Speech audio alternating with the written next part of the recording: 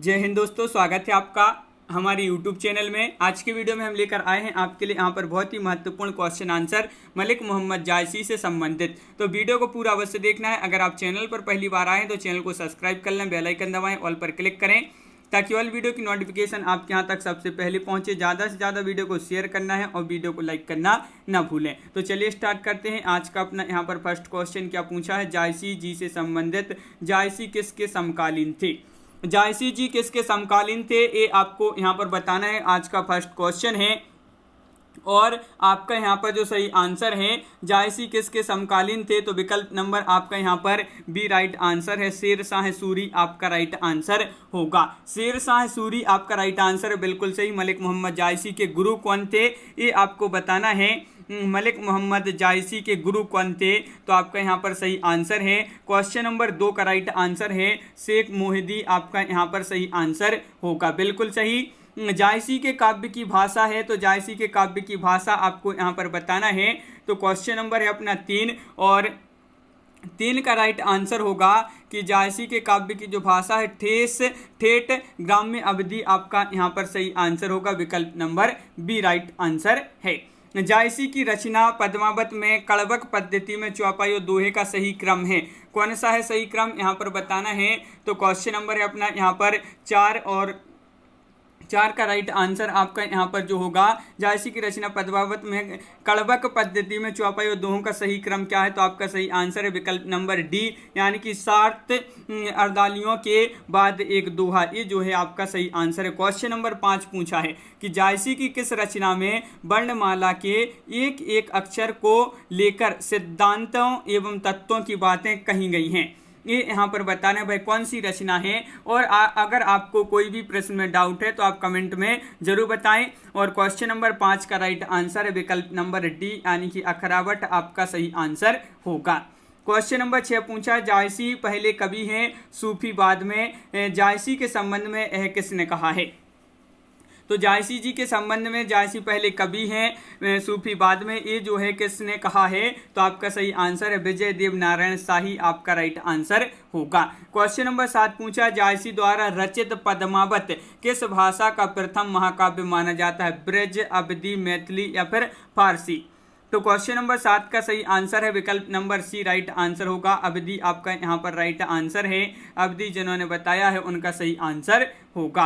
जायसी की किस रचना में कयामत का वर्णन है, मोस्ट इंपोर्टेंट क्वेश्चन है भाई, कौन सी रचना है जायसी जी की जिसमें कयामत का वर्णन है, तो आपका सही आंसर है आखिरी कलाम, आपका सही आंसर होगा। विकल्प नंबर आपका यहाँ पर जो बी है वह आपका सही आंसर होगा।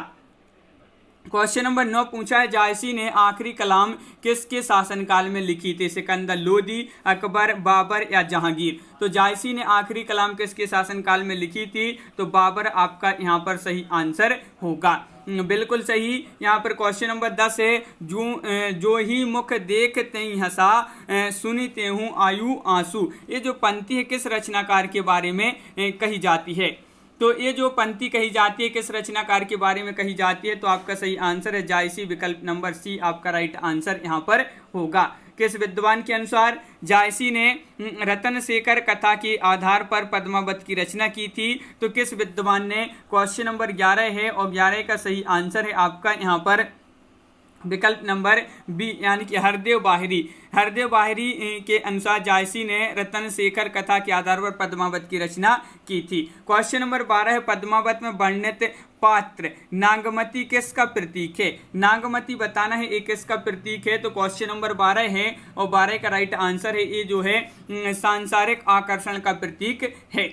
क्वेश्चन नंबर 13, पद्मावत काव्य में गुरु का प्रतीक बताना है, पद्मावत काव्य में गुरु का प्रतीक क्या माना गया है, तो क्वेश्चन नंबर है अपना यहाँ पर 13 है और 13 का राइट आंसर है तोता, तोता यानी कि विकल्प नंबर सी आपका सही आंसर होगा। किस विद्वान ने पद्मावत को रूप लोभ की संज्ञा दी है, वह विद्वान कौन है, वह विद्वान कौन है जिन्होंने पद्मावत को रूप लोभ की संज्ञा दी है, तो क्वेश्चन नंबर 14 है और 14 का सही आंसर आपका यहाँ पर होगा, क्या होगा राइट आंसर, आचार्य शुक्ल आपका यहाँ पर सही आंसर है, बिल्कुल सही। विकल्प नंबर डी जो है आपका यहाँ पर सही आंसर है, आचार्य शुक्ल।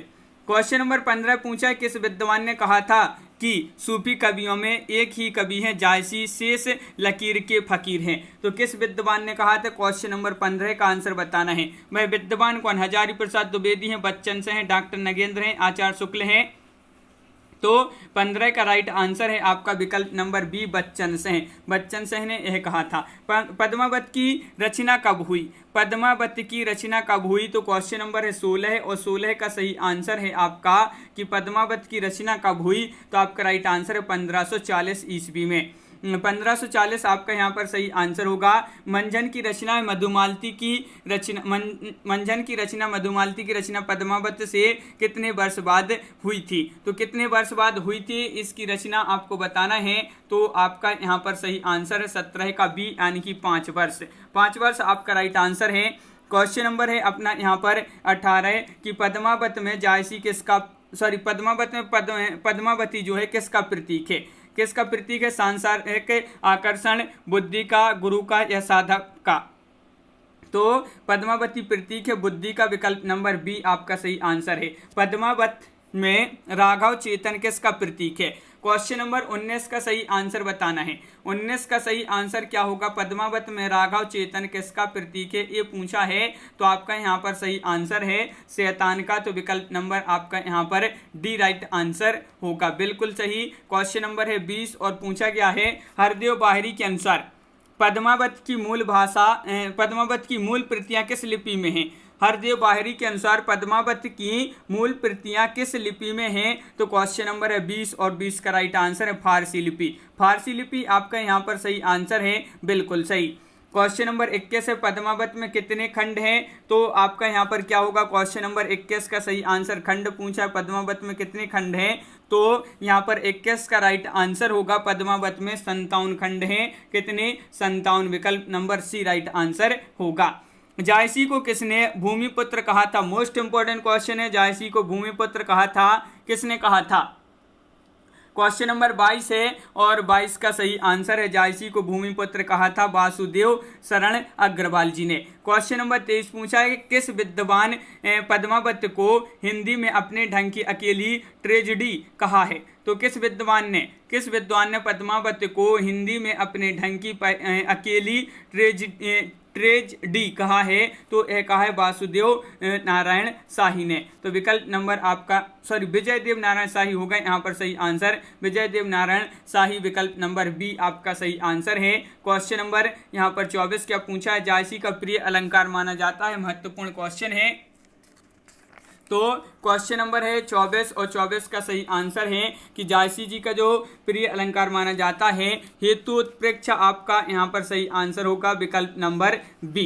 क्वेश्चन नंबर 25 पूछा है पद्मावत के किस खंड को हिंदी अमूल्य निधि माना जाता है? पद्मावत के किस खंड को हिंदी अमूल्य निधि माना जाता है? तो क्वेश्चन नंबर है 25 और 25 का सही आंसर है विकल्प नंबर बी, नागमती वियोग खंड। नागमती वियोग खंड आपका सही आंसर। प्रेम के पीर के नाम से किसे जाना जाता है? कुतुबन, जायसी या मंझन या उस्मान? 26वां क्वेश्चन है प्रेम की पीर के नाम से जाना जाता है जायसी, विकल्प नंबर आपका यहाँ पर सी राइट आंसर होगा। क्वेश्चन नंबर 27 पूछा है जायसी कहाँ के रहने वाले थे? ये क्वेश्चन बहुत ही महत्वपूर्ण है और आपका यहाँ पर सही आंसर है क्वेश्चन नंबर 27 का क्या होगा राइट आंसर? 27 का अमेठी के निकट जायस के निवासी थे, इसलिए इनका नाम जायसी पड़ा। तो जायस के जो है निवासी थे और अमेठी के निकट जायस के, बिल्कुल। अगला क्वेश्चन क्या है? सूफी काव्य परंपरा में सिरमौर है तो ये आपको बताना है। क्वेश्चन नंबर 28 में क्या होगा राइट आंसर? तो 28 का आपका यहाँ पर सही आंसर है विकल्प नंबर सी, यानी कि जायसी आपका राइट आंसर होगा, बिल्कुल सही। जायसी की अक्षय कीर्ति का आधार स्तंभ क्या है? पद्मावत है, कहरनामा है, आखिरी कलाम है, अखरावट है। तो क्वेश्चन नंबर 29 का आपका जो सही आंसर है वह है आपका विकल्प नंबर 1, यानी कि पद्मावत आपका सही आंसर है। वर्तमान में जायसी की कितनी रचनाएं उपलब्ध हैं? 1, 3, 2, 4। तो वर्तमान में जायसी जी की रचनाएं उपलब्ध हैं कितनी? 3 रचनाएं उपलब्ध हैं, विकल्प नंबर सी राइट आंसर होगा। सन 927 आहा कथा आरंभ बेन कवि कहा पंक्ति किस रचना से ली गई है? ये जो पंक्ति है महत्वपूर्ण पंक्ति पूछा गया है यहाँ पर, और पद्मावत से ली गई है जो है पंक्ति, बिल्कुल सही। अगला क्वेश्चन है, यह किसने कहा है कि पद्मावत पढ़ने से यह प्रकट हो जाता है कि जायसी का हृदय कैसा कोमल और प्रेम की पीर से भरा हुआ था। क्या लोक पक्ष में, क्या अध्यात्म पक्ष में, दोनों ओर उसकी गुणता, गंभीरता, सरसता विलक्षण दिखाई देती है। यह किसने कहा था, ये आपको बताना है। तो आपका यहाँ पर जो सही आंसर है वह है आपका राइट आंसर। ये कहा था किसने, आचार्य शुक्ल। तो विकल्प नंबर डी आपका राइट आंसर होगा। जायसी ने अपने काव्य पद्मावत में किसे तत्कालीन बादशाह की वंदना की है, जहांगीर, शेरशाह सूरी, सिकंदर लोदी या बाबर। तो आपका यहाँ पर 33 का सही आंसर होगा। विकल्प नंबर आपका यहाँ पर सी राइट आंसर है, शेरशाह सूरी आपका सही आंसर होगा, बिल्कुल सही। क्वेश्चन नंबर है 34, मानुष प्रेम भई बेकुंठी, नाही ता काह छार भरी मूठी। पद्मावत काव्य में यह कौन कहता है, पद्मावती, नागमती, हीरामन तोता या राघव चेतन। तो यह कहता है, कौन कहता है, हीरामन तोता कहता है। तो विकल्प नंबर बी आपका सही आंसर है। पद्मावत काव्य में परम सत्ता का प्रतीक है, पद्मावती या फिर नागमती, हीरामन तोता या फिर राघव चेतन। तो राइट आंसर है विकल्प नंबर 1 राइट आंसर है, पद्मावती आपका यहाँ पर सही आंसर होगा। यहाँ पर क्वेश्चन नंबर है 36, क्या पूछा है कि प्यूं सो कहूँ संदेशड़ा हे भौरा हे काग, पंक्ति की रचयिता बताना है। तो क्वेश्चन नंबर 36 है, और 36 का सही आंसर विकल्प नंबर सी यानी कि जायसी आपका यहाँ पर राइट आंसर है। अगला क्वेश्चन यहाँ पर पूछा है, क्या पूछा है, छार उठाई लीनी एक मुट्ठी, दीनी उड़ाई प्रीथमी झूठी। पद्मावत काव्य में यह पंक्ति जो है किन के लिए आई है, तो किन के लिए ये पंक्ति आई है पद्मावत में। तो क्वेश्चन नंबर 37 का आपका जो सही आंसर है रत्न से आपका सही आंसर होगा, बिल्कुल सही। क्वेश्चन नंबर 38 क्या पूछा है, किस इतिहासकार ने अपने आलोचनात्मक इतिहास ग्रंथ में जायसी के गुरु के नाम सैयद महीउद्दीन बताया है, ये आपको बताना है।